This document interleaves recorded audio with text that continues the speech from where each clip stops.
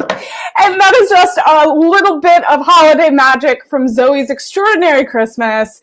Welcome. This is our recap show where we're going to talk about all the holiday hijinks, the most, holiday-esque movie musical, the best musical numbers. And I'm here with Bree, our expert on movie musicals. And I'm Emily May, and we're just excited to celebrate the holiday season with you. Welcome, Bree. How are you? I'm good. All in Christmas cheer now. We're a week away. It's getting down to the wire. It's like that nice, fun time where you finally get to enjoy all the things you've been decorating and buying. Right. So I've been decorating cookies. I had hot cocoa last night. So I'm definitely in the holiday spirit and just trying to enjoy it all, because this last week is usually a little bit wild, where you're trying to wrap all those presents, get them under the tree, hide them from family members. Still buy them because you've been bad and haven't actually gone out.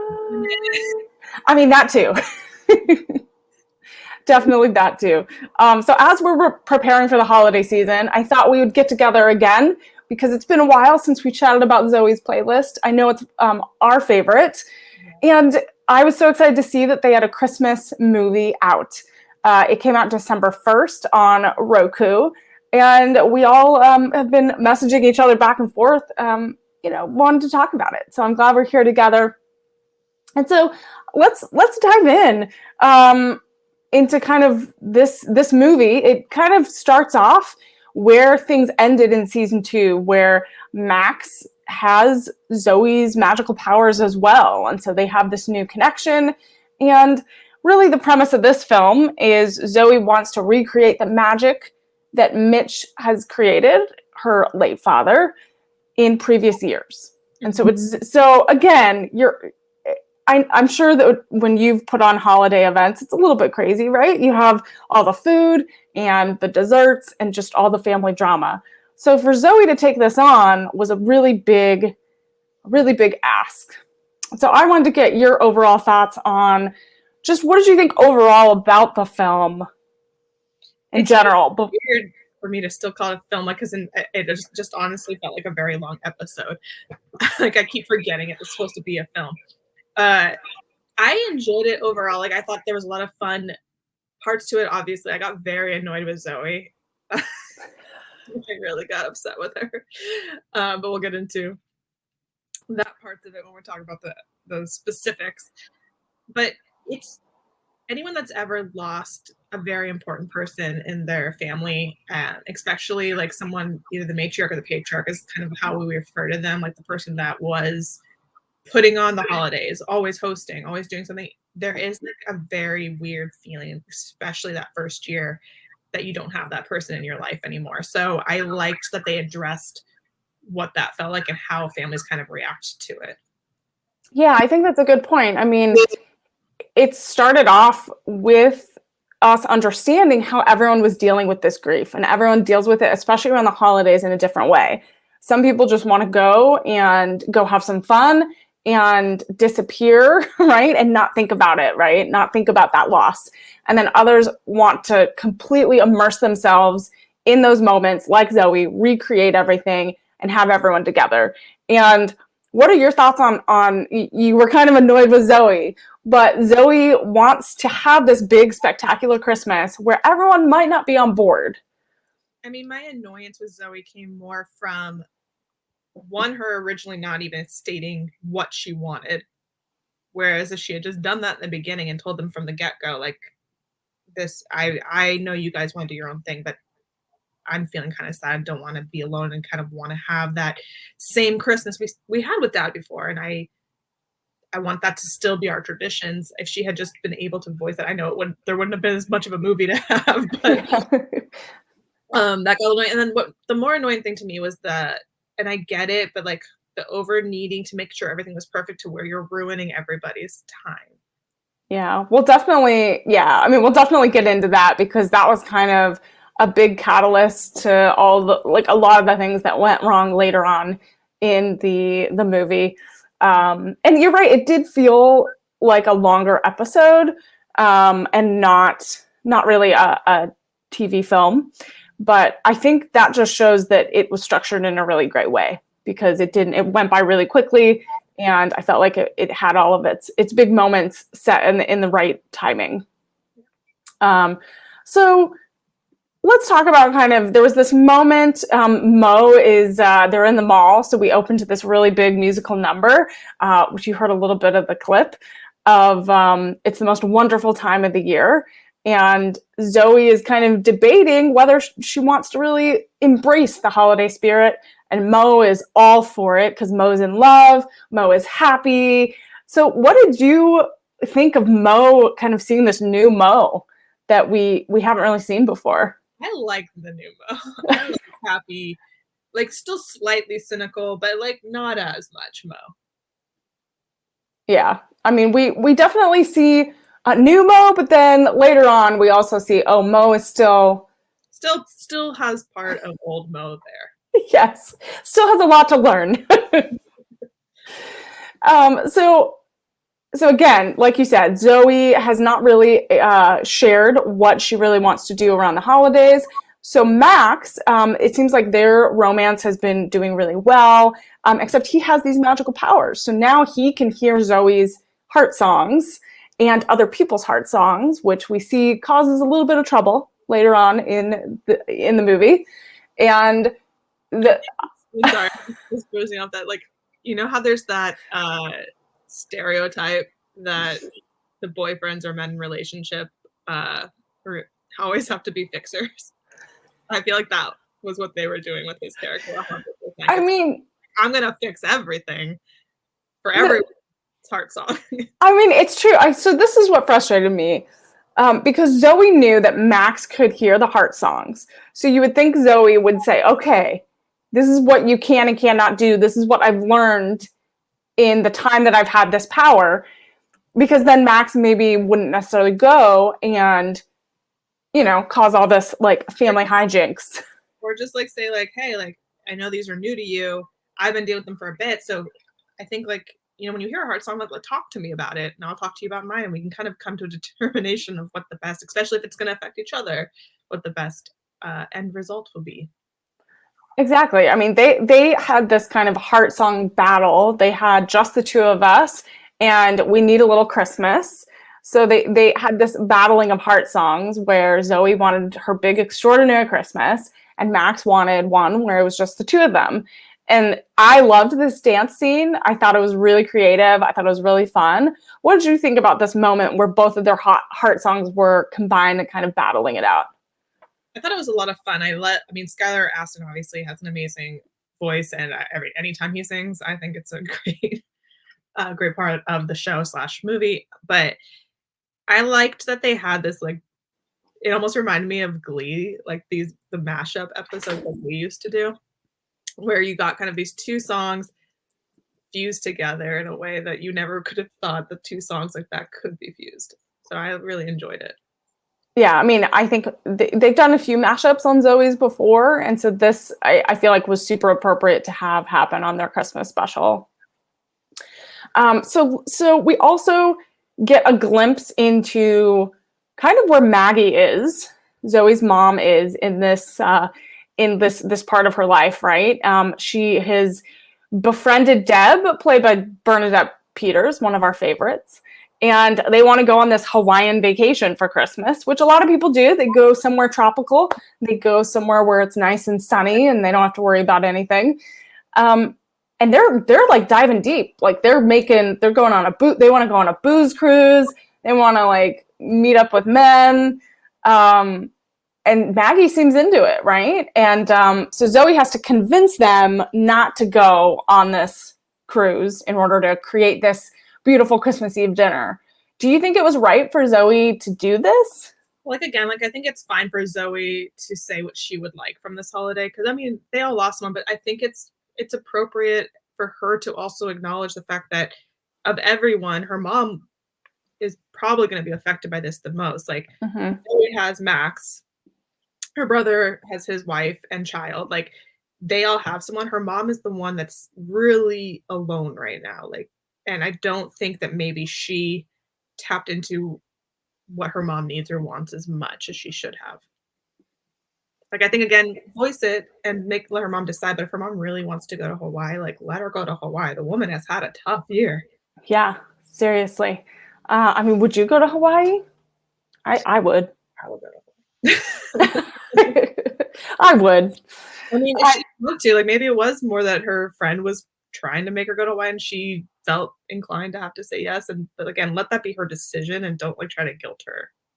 Mm-hmm. That's kind of what.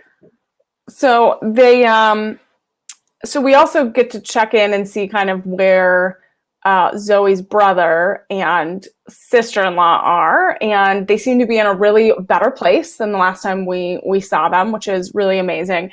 But they're doing all of this like wild holiday newsletter like setups, right? And they're trying to like they're kind of like keeping up with the Joneses, but they're pretty much putting on a facade, Yeah. right?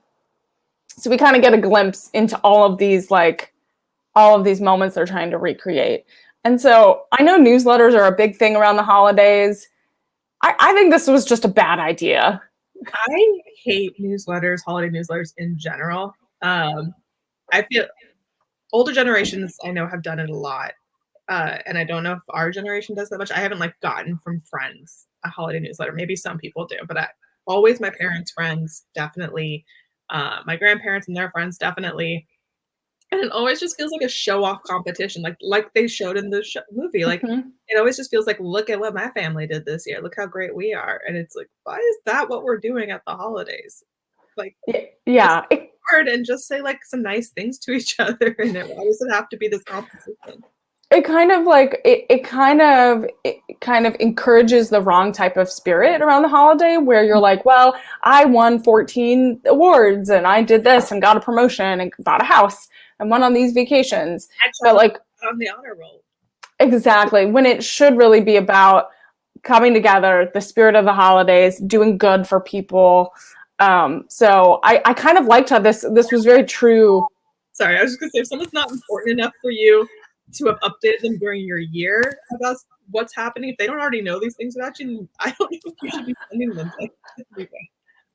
True. If you don't talk to them like on a weekly to monthly basis and saying, "Oh yeah, look," and sharing pictures, then it feels kind of weird to be sending like updates about your family. Like what's weird is that I'm always a part of like my family holiday card or their newsletter, and I always get weird because I always get the newsletter. Yes. And I'm reading it and I'm like, oh, I'm reading about myself. Yeah, same. And I'm like, what? What is this? I'm like, this is weird. And some of it's like uncomfortable. So some years I get like a line, like I get one line, and sometimes I get like a paragraph. My family wasn't proud enough of me this year to give me a full paragraph.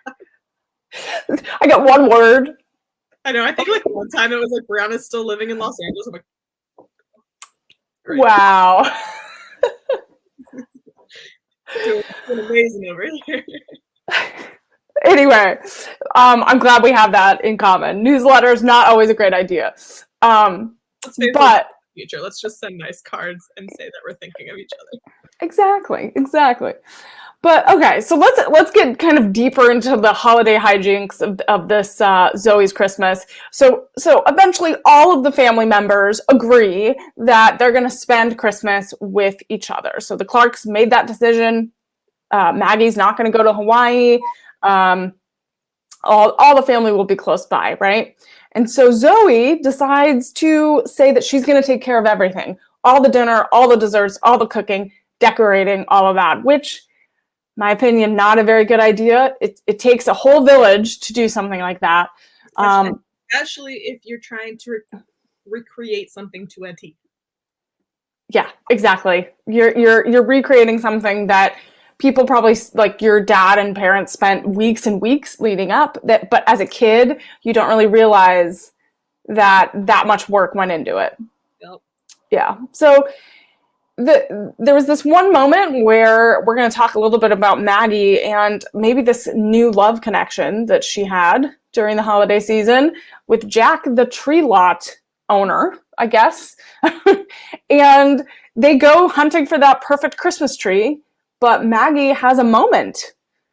And Zoey and Max kind of heard this love song that Maggie started singing. What did you think about this moment with Maggie? So my first thing was that I did not realize, obviously we learned later that Max hears the heart song, and I did not realize it from the get-go.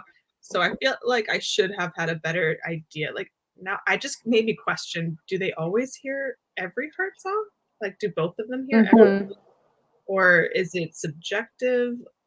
I'm still unclear on it, and I need these questions answered. Someone, yeah, like is it? Do they just hear the heart songs that they're open to hearing, or do they like alternate? It seems like they could hear all of them, but they didn't always take action or say anything, which caused some of the issues. Yes. So I mean, I'm happy for Maggie. Like, girl, you get it. Get some love. Why not? Like, you've had a hard year. You're fun. You're feeling attractive. This guy's making you feel like you're into him. Like, why? Go get it. That's how I felt there. And I was like, yeah, Maggie. Yeah. We'll ruin this for her. I know, right? Why do all the kids get in the way? Leave it alone. You go get the tree with your guy. Let her have her thing. Let your mom have a little bit of fun. It's totally fine, right? It did throw me off, though, the next scene that we'll get into. Like, because of how she seemed to be reacting in the tree lot, like, then I was very confused as to why the next scene happened with the phone. I didn't know if you wanted to go right into it. Oh, yeah. Do you want to go into that? So there's the dating app, right? So Zoey tries to set up, dating apps. That's the way to go nowadays, right? So trying to make a profile for her mom and try to get her on, connected to some guys. But like Maggie didn't have the greatest reaction to this. So I think you're right. Like there was some kind of confusion or kind of like a step back in Maggie's feelings for this. And it might be, I don't know if it's because, oh man, dating online is just not her thing. She's kind of a little bit old school where she's like, I want to meet them in person like she did Jack. What are your thoughts on like, is she ready or was she trying to put on a face for Zoey? I'm not 100% sure if she knows if she's ready or not. Like, I think that's something hard to know completely that you're ready for until it just happens. And with Jack, obviously, it just kind of happened. But like I said, like the thing that threw me off the most was that Zoey just seemed very turned off by the fact that Jack was even a possibility for her mom. So why then put her on dating apps and want her to be seeing other people? Like, why not just let the thing with Jack kind of make its own thing happen? Or maybe just wait and see what happens with Jack, and then maybe a little bit later say, hey, mom, like, I know it's been, holidays are over now. It's been a year. Like, where are you at? Like, just kind of talk to her, find out her vibe. And then maybe if she says, I'm really wanting to put myself out there more, then suggest the dating app. Yeah. Not just like create a profile for her and like start. Also like, I don't go through with my mom and pick men for her. Like, I'd be like, here's the app. I got it all set up for you. You have fun.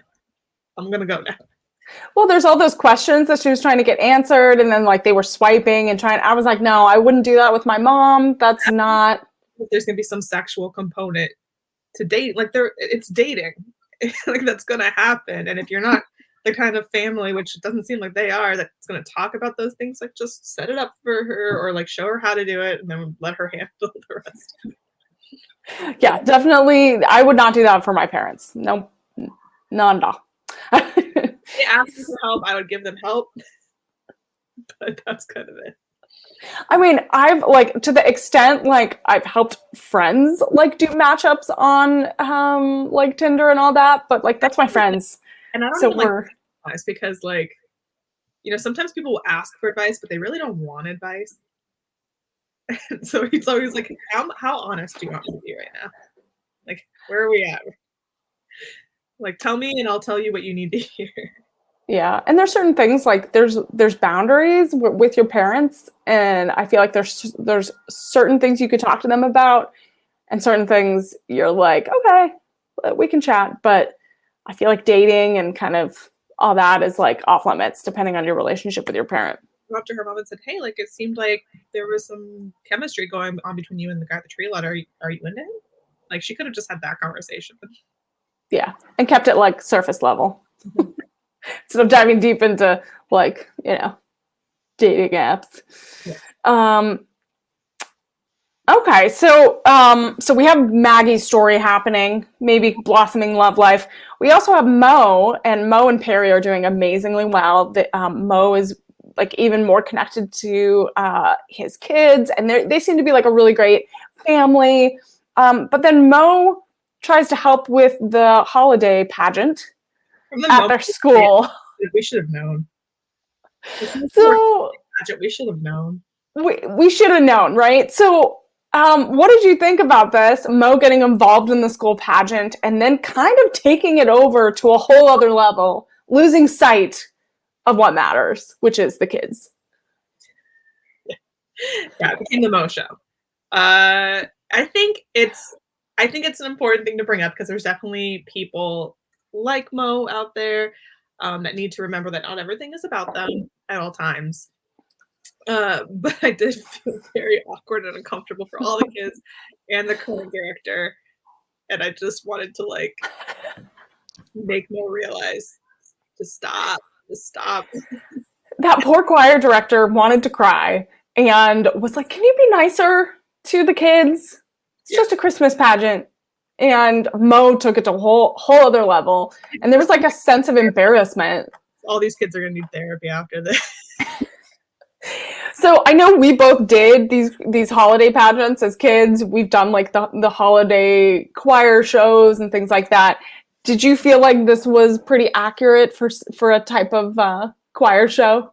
Yeah, holiday pageant, like everyone, all the kids like are at least I didn't go to a school where there was a huge lot of performing arts going on in your day to day, so all the kids kind of being a little awkward, not really wanting to sing very loud, not wanting to like showcase themselves anyway. That seemed right. Yeah, I mean, there was always those kids. There was always those like handful, like 5 kids that were like, "We'll take the solos, we'll do our thing," and then you have the rest that are like, "We'll be in the back." Yeah, you have the one person like, I want to be the Christmas tree. It's like people that are like, I'll be an ornament standing back there. Exactly. Can I be an ornament on the tree and just kind of chill back there? Well, no, I mean, I feel like we needed this. I love how each character in this movie has these like side stories, these side moments where they're learning a lesson, and that's what I really loved about this this Zoey's Christmas is because everyone's learning a lesson. So there's also this Christmas karaoke that Mo is she keeps keep mentioning, right? And so I have to talk to you about this because we love karaoke, we love Christmas, and we love Christmas songs. So what would be your go-to Christmas karaoke song for your big party? I think I would go with Last Christmas because I just love that song. I would never want to try to take on All I Want for Christmas Is You because I feel like people are just expecting you to sing like Mariah Carey, and nope, not gonna happen. It's just too much. So I think maybe a Last Christmas or maybe like a fun duet song. Would you redo so what's a fun one? Santa Baby is kind of fun. Jingle Bell Rock could be fun. Jingle Bell Rock. I always think of Mean Girls when I think about Jingle Bell Rock. I loved their version of Have Yourself a Merry Little Christmas, which we'll get into that big moment later, but I liked that version. But I think there's so many things you can do with Christmas songs and have some fun. Just like You're a Mean One, Mr. Grinch, and have a lot of fun with it. Yes. So let's get into the fun, the holiday fun. So Zoey has this big Christmas Eve dinner, and Maggie walks in when it is just a mess. The kitchen is a mess. There's stuff everywhere. She put orange zest in her yams, which I've never seen before. Nope. And I don't even know if the food's going to be ready, but they're going to have the dinner anyway, right? So he's like, I'm going to take care of it. But there's a surprise person that shows up to the big Christmas Eve bash, and that is Jack The Christmas tree lot owner. I don't know if he's the owner, but it looks like he is. Seems so. Or head Christmas tree salesman. I don't know. He's up high in the Christmas tree. He is. He's on the high tier of Christmas lot business things. Yeah. So were you shocked that he showed up? And who did you think was responsible at first? You know, I don't even know who I thought was responsible at first. Like, at first I thought Maggie, actually. I think maybe I thought Maggie invited him. I thought it was Deb. I thought Deb did something. That would make sense. I did not think it was who it was. Yeah, that didn't cross my mind until it happened. Spoilers. But I not only did I was like, okay, so I was like, maybe Maggie, but then I was also very surprised that he showed up. Like, even if you're invited to something like that, you don't know anybody. Like, oh, you want me to come have Christmas Eve dinner with your entire family? Is that weird to you? Like, have you ever been to a Christmas dinner or breakfast or whatever, and there's people there that you've never met, but it's like your full family? Once my grandfather invited a friend of his once, whose wife was on the East Coast, but like, other people in my family knew him. I just didn't know him, so it wasn't the same. Okay, so at least it's like one person knew them, but it's very weird to like invite a complete stranger to your Christmas dinner when you're trying to reenact your father's. What was the? Okay, we'll get into it. But I'm just like, no. Go ahead. To happen. He's gonna walk in and thank you so much. Let's just go make out in the back. Like, what? Yeah. So let's talk about this. So warning, there are spoilers. So we're spoiling it a bit. So we find out that Max invited him, right? Because he heard the heart song and he thought he would step in, like you said earlier, fixing the situation, like, you know, weirdest fix ever. Weirdest fix, which definitely was not the fix. To know how many people are going to be at the party, like, you're making food. there's things that are important. Yes, there's table settings and there's dessert, planning out the dessert. You know, there's a whole thing, right? And as a host, I'd be upset. Has some food preferences that he can't eat, gluten-free. We don't know. What if he's a vegetarian? This takes place in San Francisco. As someone that grew up in the Bay Area, like, I can confess, there are people with food things here.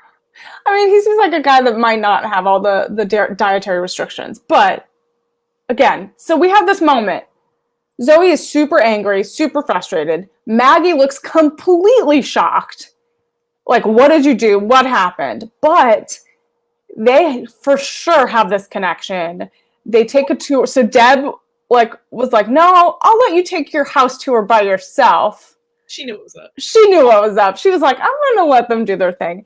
So Maggie shows Jack the greenhouse, and they have this like amazing moment. Tap dancing under, surrounded by greenery. Can we talk about this? Like, is this cheesy? Why were her top shoes just there? Can we talk, like, what? She found them and brought them into her greenhouse? She's like, this is the perfect place to practice my thing that I haven't done in 15 years or whatever it is I used to do. My top shoes are in my closet, not in my greenhouse. Right? Like, and if she was currently tapping, it'd be different too. But she was like, I haven't done this in years. So why are they just sitting in? How long have they been there for? So I'm just going to say, I'm suspending my disbelief. It's a holiday movie because they had to have that holiday magic. I'm just saying, I'm going to let it go. Slide for this one. I'm going to let it slide because they have this really great moment. Dancing moment. They had this dancing moment, but Zoey walked in on them kissing. Under the mistletoe. Under the mistletoe. That darn mistletoe causing trouble at the Clark's Christmas. This was, okay, I want to hear from you. What did you think about this moment? Because I was like, oh my God, Zoey's going to have a breakdown. Yeah, I mean, I feel for Zoey a little bit this moment because obviously, Deb didn't do anything wrong. But it is going to be weird. And I've never had experience. My parents they're not divorced. They're still together. They're both alive. So I can't comprehend what that would feel like to walk in on your parent moving on.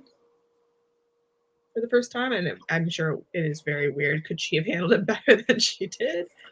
Yes. Should she have reacted in the anger that she reacted towards? No. Yeah, so Zoey definitely, like, I feel for her. She's angry, she's overwhelmed, she's processing all of these emotions really quickly in a short amount of time. And I feel really, really bad for that ham because she destroyed that ham. I don't know what she did to it. I've made ham before. It's not this intense to cleanse. She took it out on the ham, her emotions on the ham. She made chipped ham. She did. So I felt like it was that moment in like Christmas Vacation where Clark has like the chainsaw or whatever coming out of the garage. Yep. Where he's just like mad at everything, and I was like, Zoe's gonna have this poor moment in the kitchen. Everything will be destroyed. So we get to the big dinner, right? Everyone, like, it seems like all the food came out. It looks pretty good. Everyone's having a great time. Yeah, for how terrible that kitchen looked before and the ingredients she was using, I was like, wait, everyone likes the food? Did I taste Movie magic. So everything seems to be going okay, but there was this moment that kind of made things go a different direction. So Zoey has this beautiful snow globe from her father that means a lot. That's always at the center of the Christmas table. And in the midst of dinner and in the passing of food, spoilers, it was this like really emotional moment where it falls and gets destroyed and shattered. And for me, this was like a heartbreaking moment. I was watching it with Brandon, and Brandon literally stopped and put his hand over his face and was like, oh my God. Because I don't know if anyone has any of those mementos from family members that mean a lot, that are fragile, that are like the last thing that really like you remember them by. I have a few of those items, and if those got destroyed, I would be like completely distraught. And so I felt for Zoey in this moment. And so how did you feel? Because it was like time stood still. And I feel like many of us have had those moments. Obviously I felt bad for Zoey, but I also felt bad for Jack, because imagine being the person that accidentally did that. Yeah. And I think it's such a real thing to have, like, these pieces that are very meaningful, but I also think that it's a good thing for people to also distance themselves from putting so much emphasis on an object, because it is true, something can happen at any given time. Like a fire can happen. I had a friend who got bed bugs in her apartment, and she had to like literally all of her photo albums were destroyed and all of her memories from those photos. So I think I understand, I think it's like good to also remember that these are items, and that the real important thing is like the memories you're holding from the items. Or maybe if it's really that important to you, don't have it on the dinner table where it can maybe get hit. Yeah. I mean, those are true, like those are two really good points. I mean, and I think, we'll get into like this big moment, this big dream that Zoey has with her father. And he kind of says the same thing, that, he's going to live on in her mind and in her heart. And it isn't about making things perfect, and it isn't always about keeping on to the tangible physical things, but it's about the spirit and kind of the heart that you put into it, and surround yourself, the people you surround yourself with. But this was a really, like, I did feel sorry for Jack. I felt like they had a moment, and it was kind of ruined by the broken snow globe. There was also that gift exchange, which with the socks, right? And why can we talk about how Max is always feeling like a fixer again, because he like gives the socks to Jack to open? Yeah, I mean, you could have just kept, like, I think Jack would have understood that he didn't have a present under the tree. Exactly. Exactly. You knew he was coming. Yeah. I mean, do most families open their gifts? I know I open gifts on Christmas Eve. Do you open gifts on Christmas Eve? But I know people that do, and I know, like, I think, like, I have a lot of Italian friends, and I know that in that tradition, they say that Christmas Eve is the big night. It's not Christmas necessarily as much. So I know people that do that. I don't personally. We wait for Christmas. Yeah. So again, like so when Jack opened his socks, it was like the Lego set. He talked about the Lego set from his father and how that meant a lot to him. So it was interesting that like people are associating memories with objects, but like they're not necessarily holding on to those objects. And so it was funny that Zoey was getting all of these signs and these little like tidbits along the way, these little like nuggets of knowledge from other people that have gone through it, but she wasn't really listening yet. She wasn't really listening into, you know, the insight that other people were bringing. That is true. I didn't pick up on that when watching it, but that is a good point that the writers were kind of influencing throughout. Mm-hmm. So Zoey is like distraught after this dinner. They go to sleep. She's wishing she was, you know, it was just her and Max that went away. And then she wakes up to the sound of sleigh bells and having this dream. There's this beautiful black and white, very, very official dream sequence with her and her dad. And they're singing, oh my gosh, what were they singing? They were singing, oh my gosh, my brain. Because I can't remember. Christmas, the Have Yourself a Merry Little Christmas. Yes, you said it. I was like, I said it earlier, and then it went out the window. So they were singing Have Yourself a Merry Little Christmas. And I loved this moment because this was like the true spirit of this film and why they did it. And I loved how they were in, like it pans out and they're in the snow globe themselves. Yeah. And so they're the spirit of that snow globe, even though it's not physically there. Like their presence and their connection is what makes that important. So what did you feel like this was a good device in kind of having them connect again? Yeah, I think that it was a nice little like almost nod back to stuff the older Christmas movies that we've seen. And I think that it was nice to be able to incorporate him back into the story physically. Yeah. It felt like It's a Wonderful Life a little bit. It felt like those old like Hollywood movie musicals. And then it also kind of references their past episodes where Mitch would pop up and be in like a little dance dream sequence. So I felt like it was very on par with some of the other previous episodes of the show. Yeah. And I think like that, you know, just as in past, her dad has all the answers for her. And I also like that he tells her, you know, because we as children do that. We romanticize these things from our past, and then him to be like, that's not real. Like, it was never perfect. It's like, no, but this is, you have the memories of them being perfect because you're remembering the good parts and not exactly. Or maybe your parents sheltered you from any of the like fighting that always happens at holidays. But it's important for her to know that going forward, nothing is perfect and you can't be perfect, so don't try to be. Just be you. Just have fun. Make it about what the holiday is supposed to be about, which is everybody being together and having a good time, not about the things. Yeah, I mean, I don't know if you remember, like, as a kid, like, there's moments where, like, my mom was like, yeah, we burnt the turkey and, like, had to go get one. Or, like, we had to, like, certain things happened where, like, things caught on fire and, like, you just... forgot to put sugar in the pumpkin pie. Oh, so it was, like, tart. Just all tart. It was just all squash. I remember my sister made apple pie one year and she put salt instead of sugar. There you go. I made pecan pie one year and I don't know what I did wrong, but I did something wrong. It came out like a brick. And my poor dad is sitting there trying to eat it still to like make me happy. I'm like, you don't have to do this. Please don't eat it. Stop. Yeah. Like things just, but those are the things that we remember that are like fun now. Like in the moment they suck, but then like later on, like you can make fun of it and it's fine. And that's what I feel like they're going to have later on with this whole extravaganza of this chipped ham and random guy showing up. It's going to just be like something they laugh about in the future.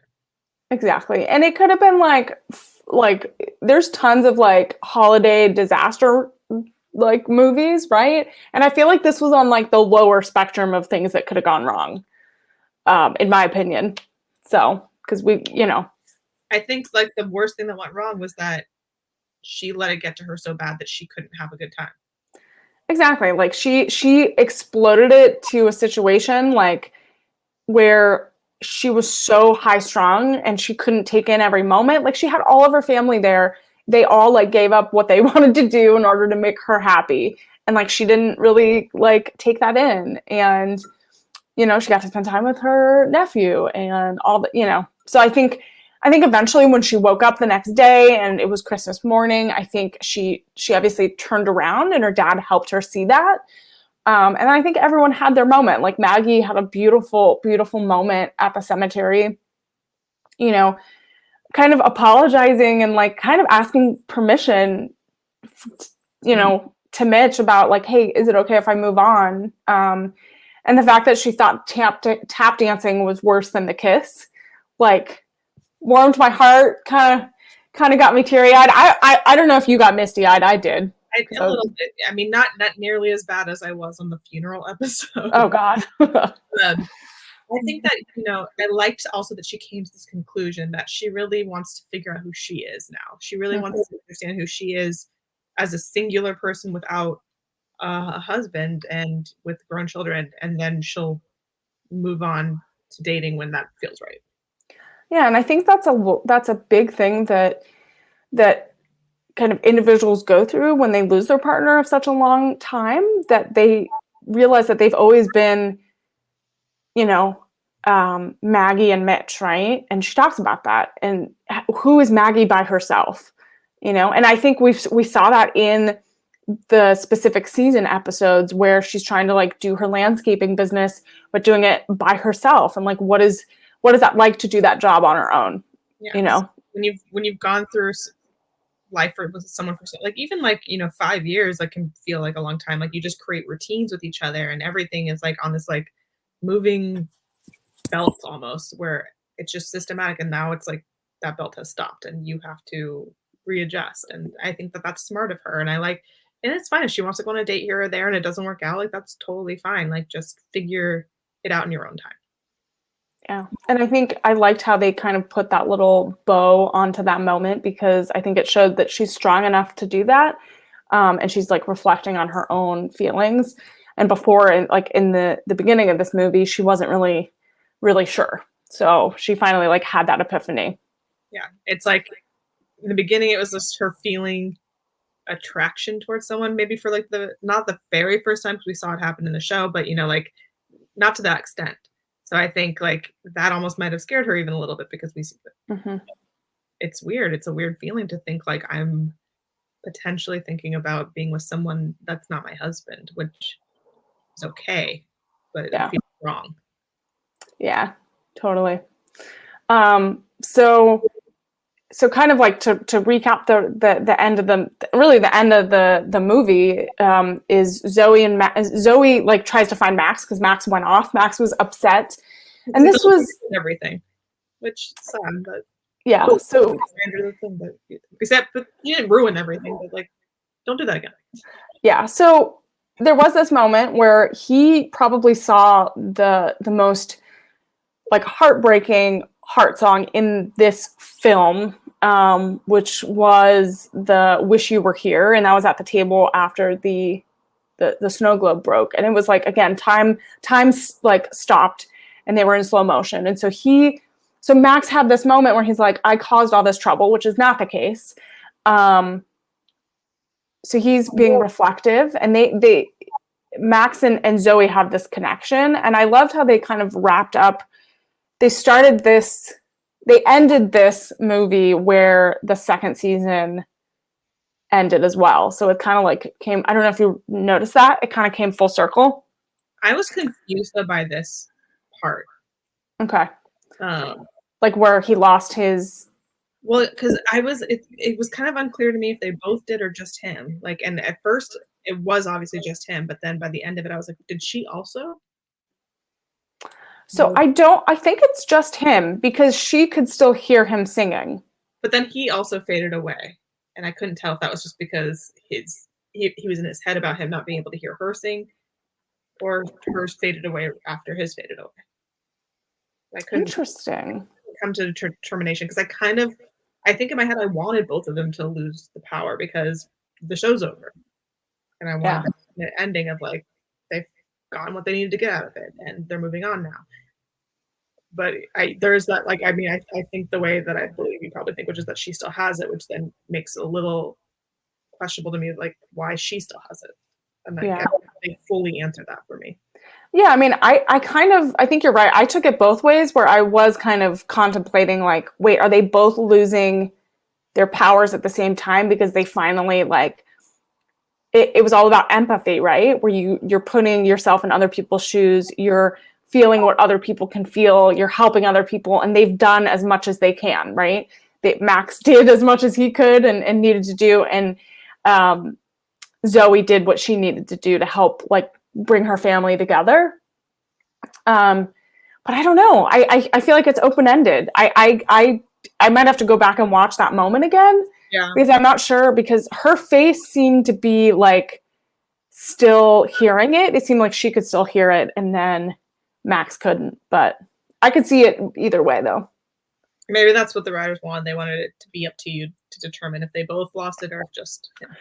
Yeah. I mean, do you think it would be better for their relationship if they both didn't have it? Do you think their communication would be better? I don't know. It's hard to say. Or worse. He's much better at communicating, in my opinion, than her on the big things. Like, obviously he keeps his little secrets, like inviting Jack. But she does seem to have this hard time communicating her thoughts. So honestly, it might have been better if he kept it and she lost. Yeah.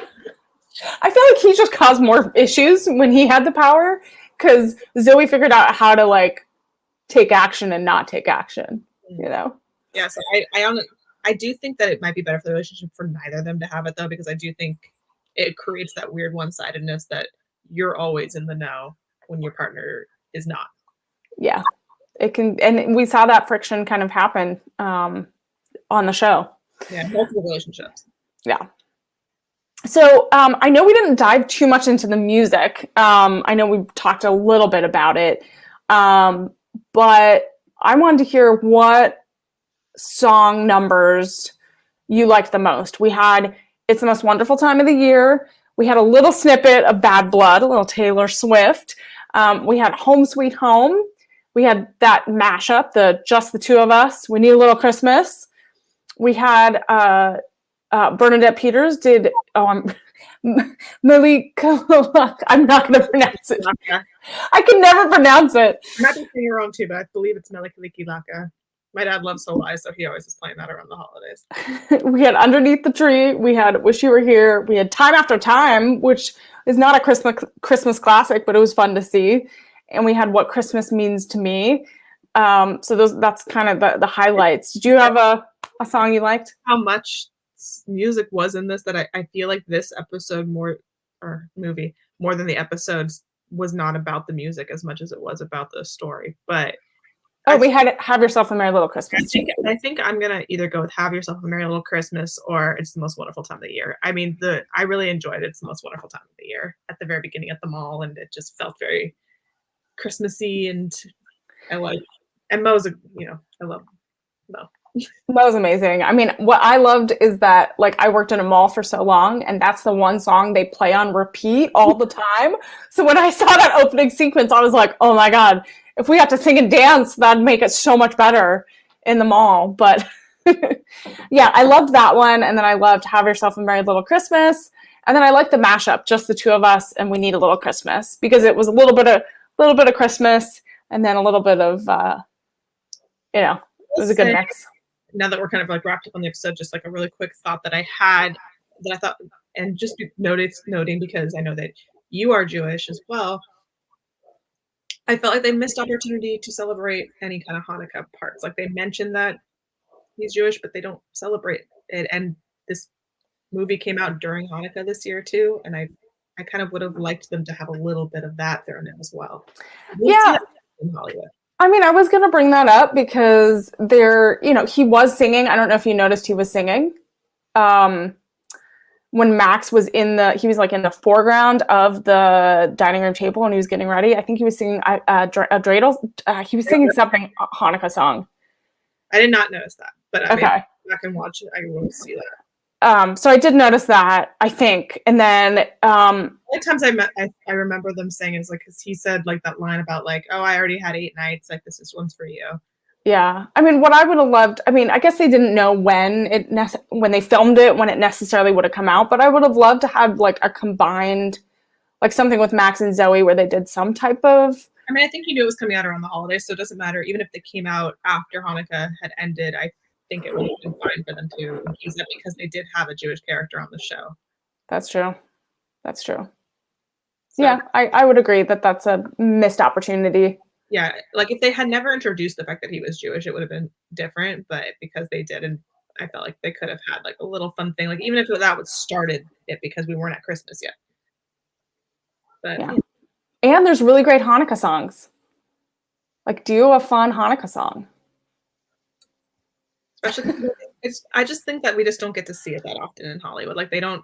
There's like a handful. Like we grew up in the '90s. I feel like we actually got more Hanukkah themed episodes of television in our shows than any other generation has had because we had like Rugrats and even Stevens and yeah. I mean, I did watch. I'm forgetting the name, but there was a Hanukkah movie, a specific, like literally, it's a poster. It's all about Hanukkah, and it's like a Hallmark Lifetime movie, but it's about like this woman that finds out she's Jewish, and she like learns how to celebrate Hanukkah for the first time. And I was like, I've never seen a movie that literally that's the premise of celebrating Hanukkah. Yeah, the only movie I think of is 8 Crazy Nights. Yeah, and even then, like, it's not like you're not having it on like, I don't know, it just felt like a very mainstream movie, which you don't really get to see a lot of. So yeah, I mean, I think that's a good point. But I think overall, so right now the movie is rating 92% on Rotten Tomatoes, which for an audience score. What rating would you give it? I think I enjoyed it a lot. I think that there was some room for improvement on certain things. So I think I would probably give it like maybe 85. 85, okay. All right. I would probably give it around like 80, 85 as well. Because I think it had all of those classic, Christmas songs. It had some of the classic Zoey songs that kind of gave it a modern remix. And then I think it had those holiday hijinks that you expect in this type of movie. And it definitely had the emotion that I can expect from Zoey's playlist as well. Yeah. Got me teary-eyed a bit. Yeah, I think they could have just wrapped up, since they know that this is like the end. They could have wrapped it up a little bit better. A little bit tighter, yeah. But maybe they'll plan to do a holiday special every year. Maybe. I don't know. Maybe they thought we're going to leave it slightly open-ended in case this prompts a network to pick it up. Maybe that's what their thought process was. I don't know. Yeah, because I don't know if you saw, but this movie was nominated for a Critics' Choice Award for Best TV Film.